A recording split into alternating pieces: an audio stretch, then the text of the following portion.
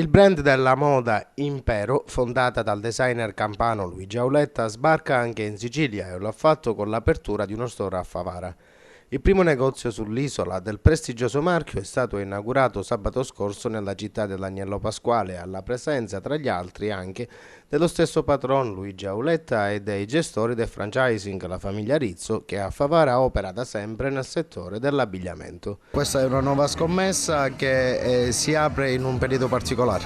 In particolare sì, perché cerchiamo di sopravvivere ancora per questo periodo e allora giustamente in questo periodo così fortemente di crisi abbiamo avuto molto coraggio credendo al presidente qua presente Luigi Auletta, perché questo progetto ci crediamo tanto e siamo così appassionati a portarlo avanti.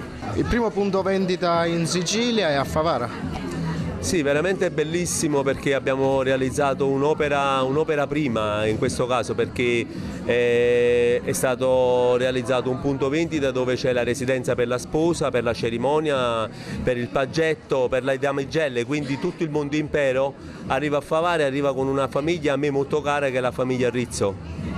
Per l'occasione madrina dell'evento è stata la nota attrice Anna Falchi, testimonial ufficiale del brand. Anna è la madrina anche di quest'altro evento e quindi una bellezza femminile di questo spessore che accompagna Impero Couture in tutte le sue performance, le sue crescite. Sono molto felice per me, naturalmente auguro tantissimo successo a coloro che investono ancora nella moda, in Impero, in Luigi Auletta che è un mio carissimo amico.